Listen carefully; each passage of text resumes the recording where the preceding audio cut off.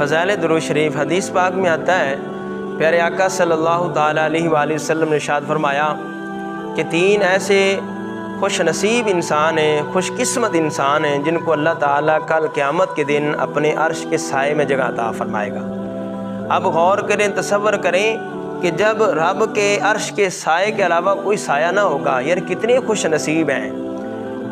اب دیکھیں کتنے خوش نصیب ہیں یہ 3 آدمی جن کو میرے کریم آقا نے فرمایا کہ اللہ تعالیٰ اپنے عرش کے سائے میں جگہ عطا فرمائے گا۔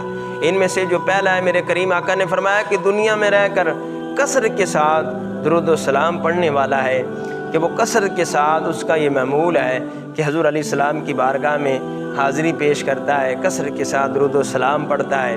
دوسرا میرے محبوب علیہ السلام فرمایا کہ مسلمان کی مصیبت میں مدد کرنے والا، کوئی مسلمان مصیبت میں ہے اس کی مدد کرنے والا، اس مصیبت میں کام آنے والا، مشکل وقت میں کام آنے والا، آسانیاں پیدا کرنے والا۔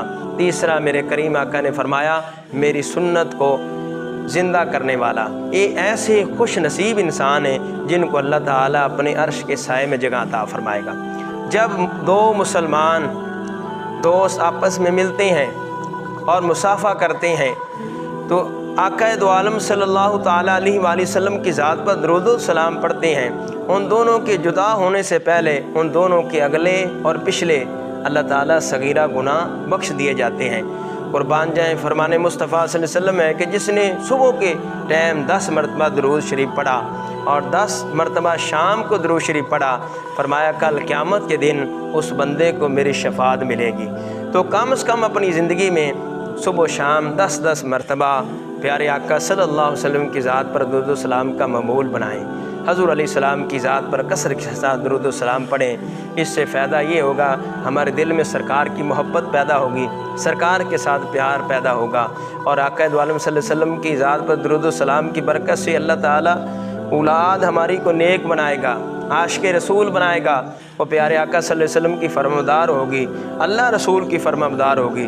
تو زندگی میں کثرت کے ساتھ درود و سلام پڑھیں۔ کائنات میں وہ خوش نصیب انسان ہیں کہ جن کو موت آ جائے حضور علیہ السلام کی ذات پر درود و سلام پڑھتے ہوئے، قرآن کی تلاوت کرتے ہوئے، نماز پڑھتے ہوئے۔ اللہ تعالیٰ کی بارگاہ میں دعا ہے کہ خالق کائنات ہم سب کو صبح و شام درود و سلام پڑھنے کی توفیق عطا فرمائے۔